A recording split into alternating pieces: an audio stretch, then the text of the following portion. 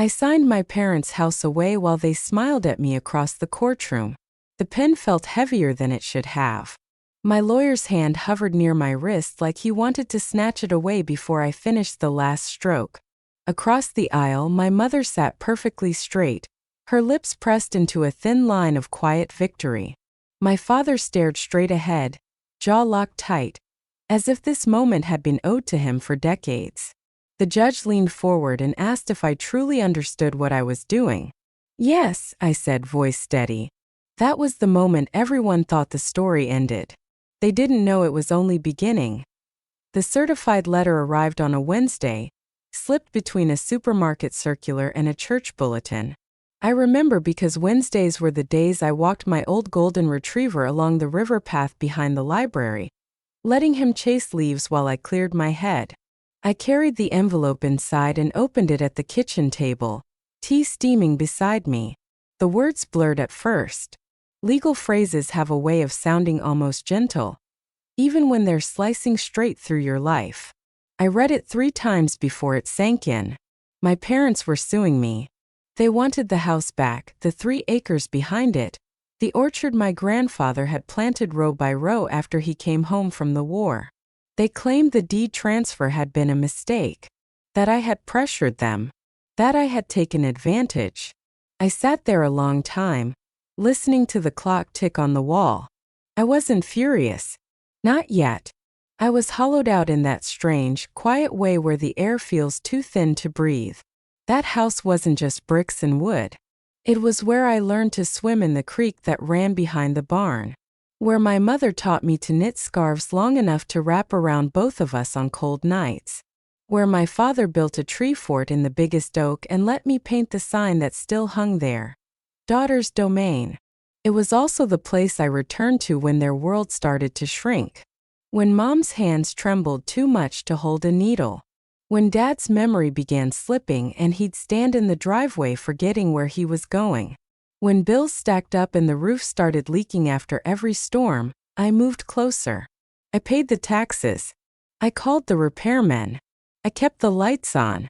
Eventually, on their own insistence, we transferred the house into my name. "It'll be simpler this way, sweetheart," my father had said. "No one can touch it if it's in your hands." Now they were trying to take it back. I called the number on the letter. That's how I met my lawyer. His office smelled of fresh coffee and old books. He was a few years younger than me, sharp-eyed and earnest. He spread the documents across his desk and read every line, forehead creasing deeper with each page. "This is weak," he said finally. "Everything was done properly, deeds, notarizations, witnesses. They don't have a leg to stand on." He paused, studying my face. "But they're your parents. These cases are never just about the law." He was right. I could already feel it in my bones. The first hearing was only procedural, no testimony, just dates and motions. My parents still wouldn't look at me. That hurt worse than the lawsuit itself. It felt like I had already been erased from their story. At night I lay awake replaying old conversations, searching for the exact moment everything cracked. I remembered my mother squeezing my hand the day we signed the transfer papers. "You're such a good girl," she whispered. "We trust you." Trust, I learned, can splinter the moment pride steps in. As the case dragged on, my lawyer grew more urgent. He'd call me after dark, pacing while he talked. "You have to fight," he'd say. "If you fold now, you lose more than the house, you lose the truth." I listened. I understood. But something inside me kept pushing back. I wasn't afraid of losing the property. I was terrified of what winning would do to all of us. Depositions were brutal.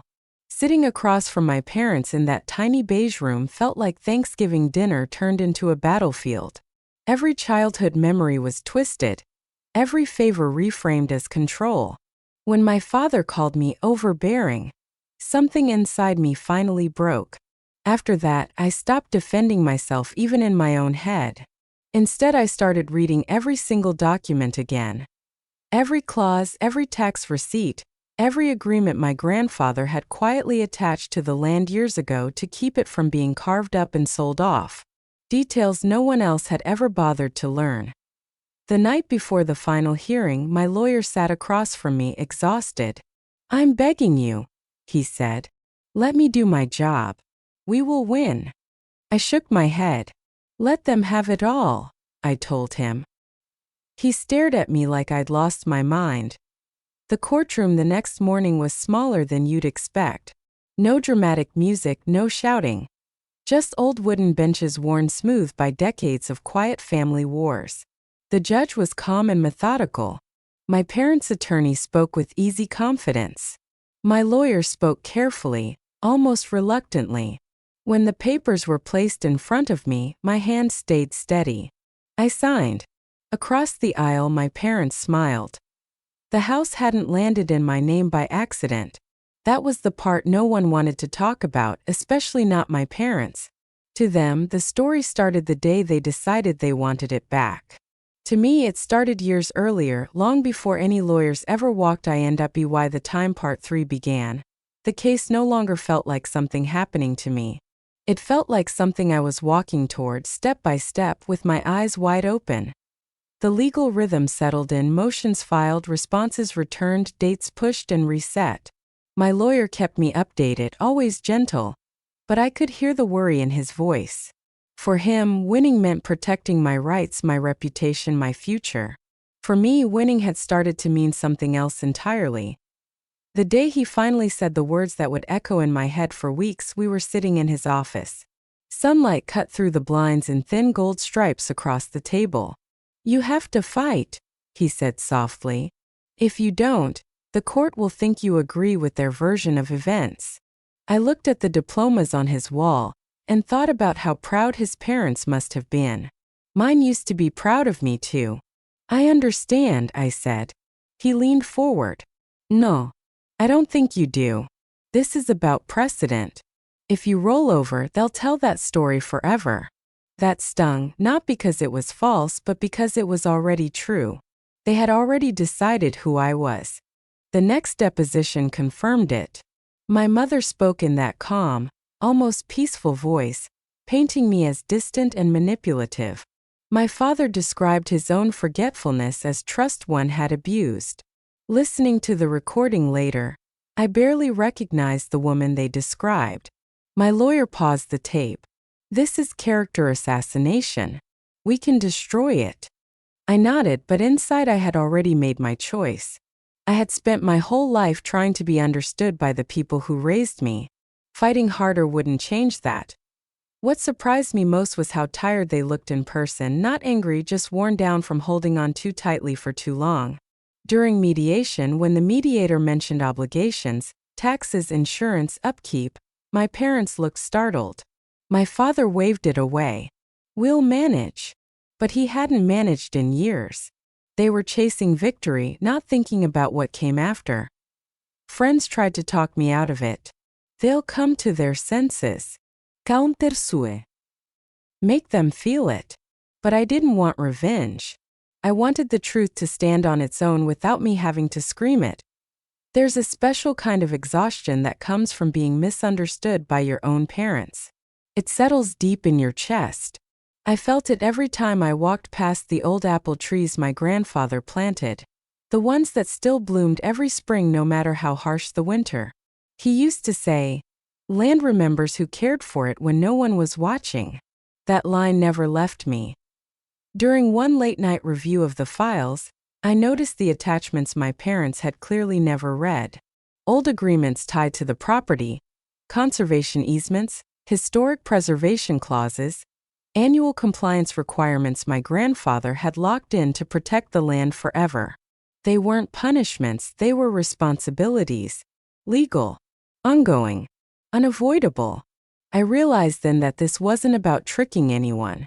It was about letting reality finally breathe. My lawyer saw the shift in my eyes. "What are you thinking?" he asked. "I'm thinking," I said slowly, "that ownership isn't a prize. It's a job." He nodded, uneasy. The closer we got to trial, the more determined he became. He practiced arguments, prepared exhibits, wanted to shield me. But my decision had grown crystal clear. I wasn't giving up. I was stepping back. The final hearing arrived with an odd calm. No last-minute deals. My parents were confident. Their lawyer was cocky. My lawyer was resigned. I arrived early. The courthouse smelled of lemon polish and old paper. I sat alone on a bench, hands folded, listening to footsteps echo down the marble hall. When my parents walked in, my mother wouldn't meet my eyes. My father gave one short nod, like we were strangers settling a bill. The judge reviewed everything, asked the questions, confirmed I understood the transfer was permanent. He looked at me for a long moment. Yes, I answered. My lawyer shifted uncomfortably beside me. When the papers slid in front of me, time slowed. I thought of every frozen pipe I'd thawed in January, every roof patch after summer storms, every quiet sacrifice that never made it onto any official record. Then I signed. Page after page. Across the aisle, my parents' faces softened into relief. My mother reached for my father's hand. He squeezed it. They smiled, the satisfied smile of people who believed they had finally taken back what was theirs. The judge brought the gavel down with a soft thud. The room fell quiet. That was when everything changed. My parents' lawyer started flipping back through the documents, slowly at first, then faster. His confident posture stiffened. He leaned in closer, reading line by line. The judge noticed. "Counsel, is there an issue?" The lawyer hesitated just a second too long. "I no, Your Honor. Just reviewing." But his face had gone pale. Color drained completely. Brows knitted together. My lawyer glanced at him, then at me. I didn't move. I just sat there, hands folded, waiting, because I knew exactly what he had found. The attachments. The recorded obligations. The clauses that followed the property no matter whose name was on the deed, maintenance requirements, annual compliance reports, conservation fees, everything my grandfather had put in place decades ago. Details that never make headlines but shape entire lives. The hearing ended without another word. The judge dismissed us. People stood. My parents were still smiling. Their lawyer was not. As we gathered our things, my lawyer leaned close and whispered, "What did you do?" "Nothing," I said quietly. "I just stopped carrying it alone." By the time part 4 arrived, my decision no longer felt dramatic. It felt settled, like a stone placed gently in the center of my chest. Heavy, yes, but steady. My lawyer still tried small questions. "Have you thought about retirement? That property was part of your plan." I smiled softly. "I have other plans now." Outside his window, traffic moved along Main Street. Ordinary people living ordinary lives untouched by the fracture we were carrying. That evening my phone rang. It was my father. I answered. "We need to talk," he said, voice tight. "About the house." I thought that was settled. "So did I," he replied. "Our lawyer says there are conditions."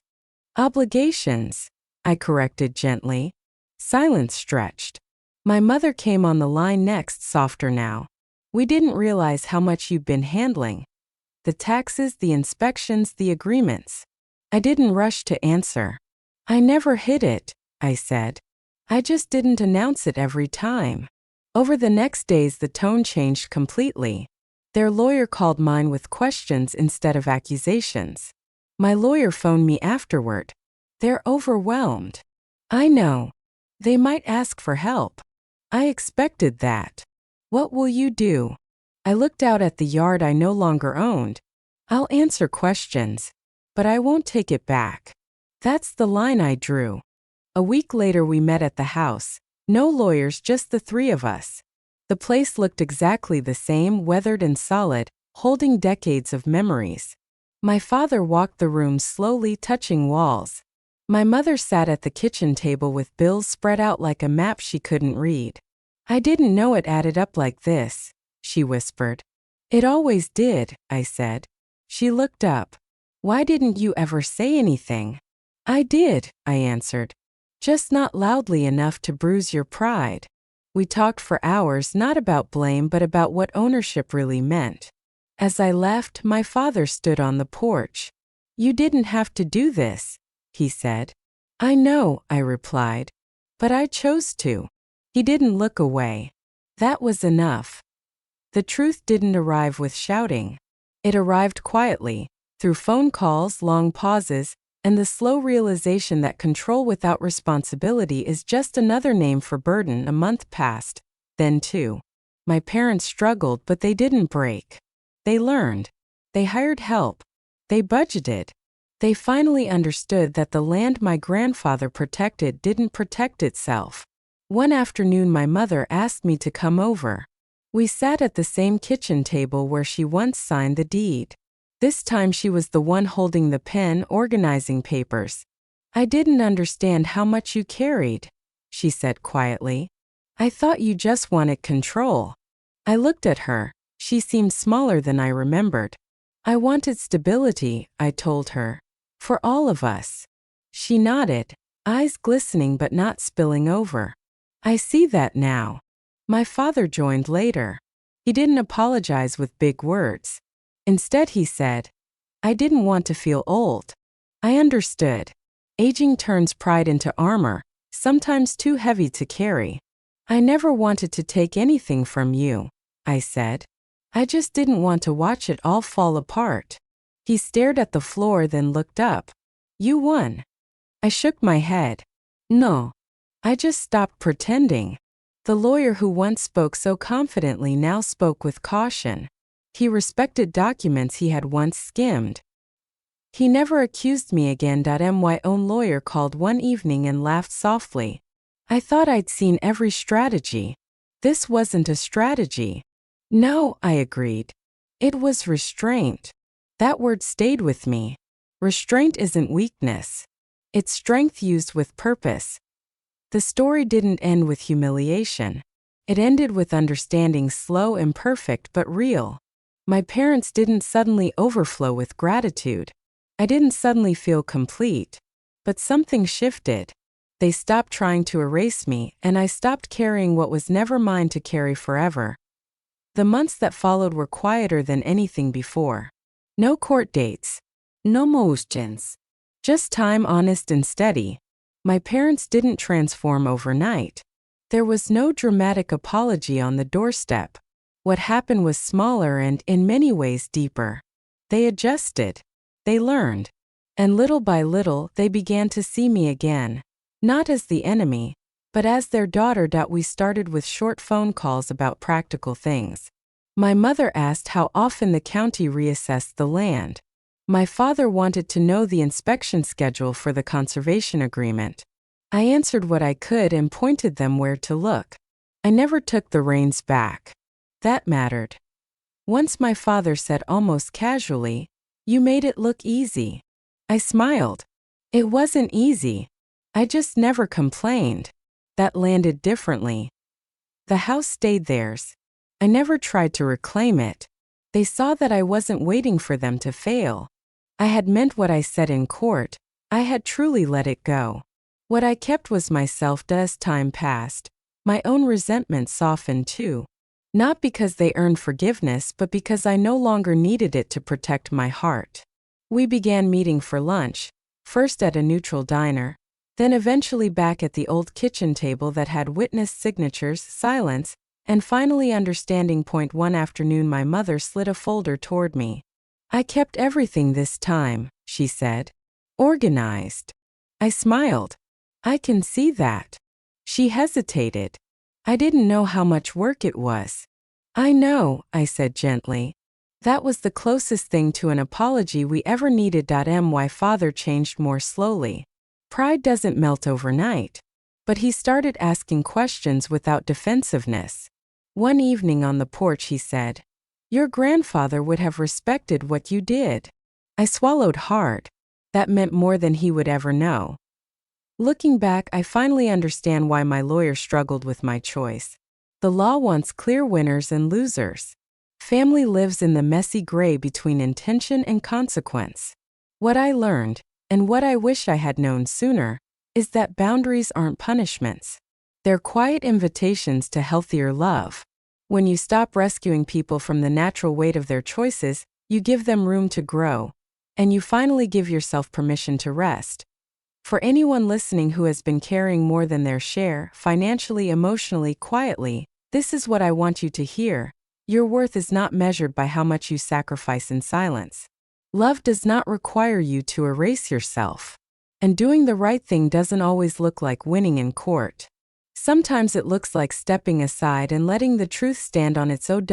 My parents and I are not perfect now. We probably never will be. But we speak honestly. We see each other clearly. And we've found a way forward that doesn't require anyone to disappear. That, to me, is reconciliation. Not forgetting the past, but learning from it without letting it define us. If this story resonated with you, I invite you to pause for a moment. Think about the roles you've been carrying in your own family. Ask yourself which ones are truly yours, and which ones you've taken on out of habit or fear. If you believe stories like this matter, consider sharing it with someone who might need to hear it. And if you'd like to hear more reflections grounded in real life, family, and quiet strength, you're welcome to subscribe and stay a while. Thank you for listening.